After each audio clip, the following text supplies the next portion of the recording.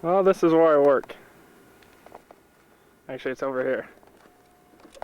Thought I'd take some video to show everybody where I work so everybody knows what it looks like. This is my new car. That's it. Well, let me get in the gate and then I'll show you. Alright, I've just come in the gate, which is right there, and walking in the motor pool. These here are the lube racks. It's where we pull the vehicles up on and change oil. At least we used to, until the EPA said that we couldn't do it anymore because we were spilling oil on the ground, which was going in the earth, and they fined us like $100,000 or something like that, so we don't change oil there anymore. These are the bays. There's 2 teams per bay. That bay there is Alpha and Bravo's bay, and then this is a wheel section. These are the Bradleys, which is dead ahead in front of you. That's what my job is to fix this thing, which I'm walking towards. Let me stop it. When I get there, I'll show you. Each one of these lines represents a company of Bradleys,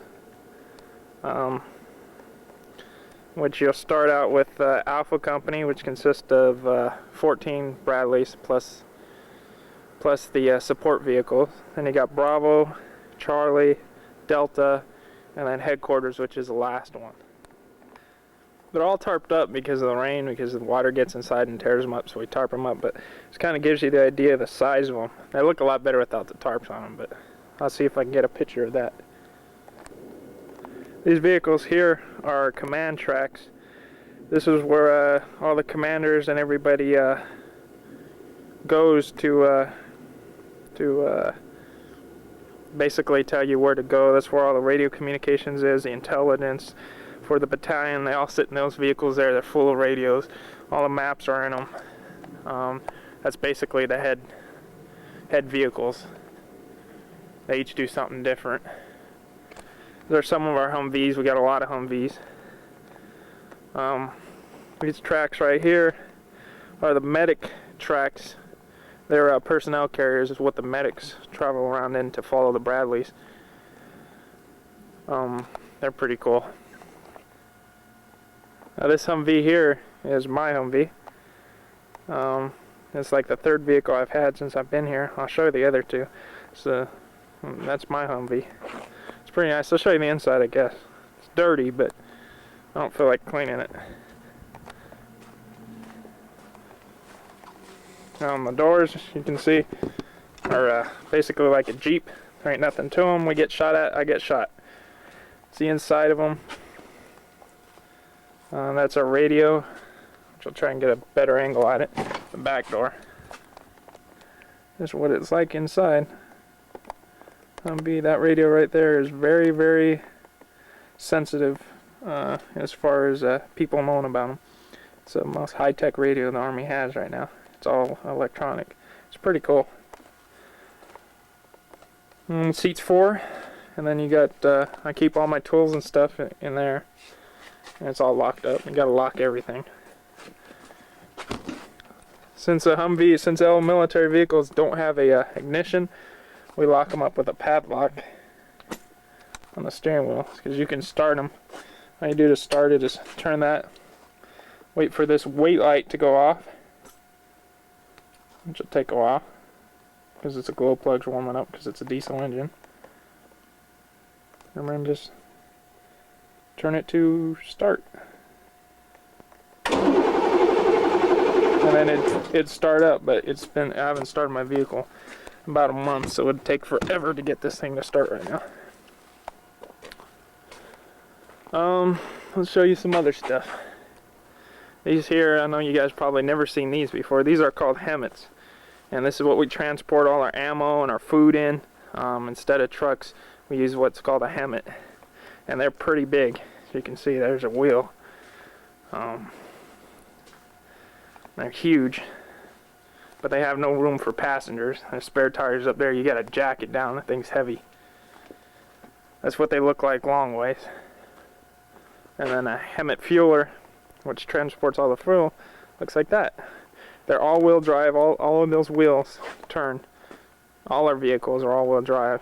So We don't get stuck too often. That thing there is an M88 recovery vehicle. That's what we drive around as mechanics for when the Bradleys break down or the PCs break down. That's what we use to tow them with and to fix them with. All our tools are kept on there. It's got a spade for winch. It's got 2 winches on so we can pull them out of anything. That's what they look like with the boom it raised up and extended.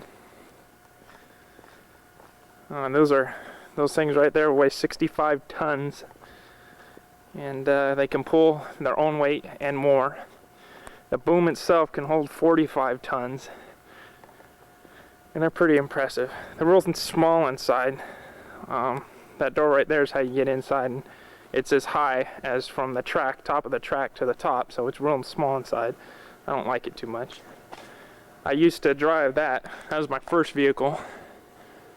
And then, which that vehicle is the actual vehicle that I drove.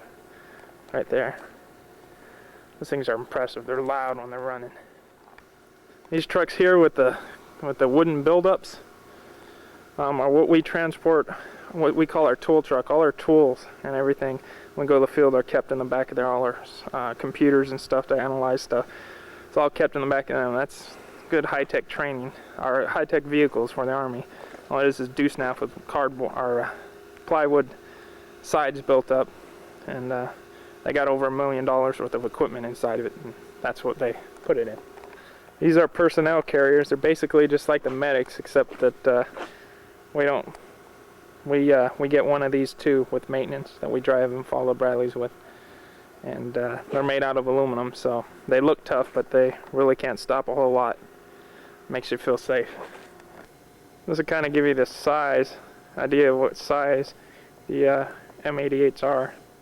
You got to crawl to the top of that boom when that winch cable gets stuck. That's scary. Let me tell you, you're a long way out and it shakes. Oof. And that's what size it is.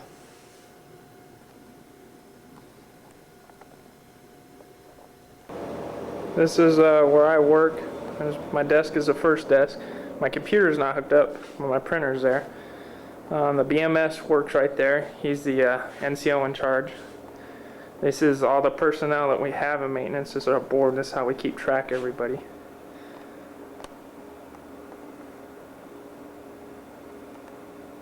Kind of our cheesy thing. A lot of different teams. So we know where everybody's at all the time. Our warrant officer works in here. He's a BMT. A little copy machine and everything. It's nice in here when no one's working. There are soda machines right here. I spent a lot of time there. I'm going to go in the bays and see if I can get a shot of some engines. This is what the inside of one of our bays looks like, our service bays. That's a Bradley without a tarp on it. Let's see if I can get you a picture of the engine. No, they haven't got it pulled. Oh, yeah, I can. Got the deck pulled. That's what the engine looks like. It's big, but it's easy to work on. And we pull that stuff out. I can pull that whole engine out in about 45 minutes. Driver sits right there. Then you got your gunner and your TC, which sit up there. And the silver thing right here, this is the transmission. And then the engine's behind it. Right, that piece right there, I don't know how well you can see it, is the yoke. That's what the transmission puts out towards the to the track, which makes it spin. That little thing right there is what makes it run. And that one there, and they brake a lot. This is a brake linkage right here. There's our fuel filters, the alternator, which is right there. You got your radiator, which is up on top.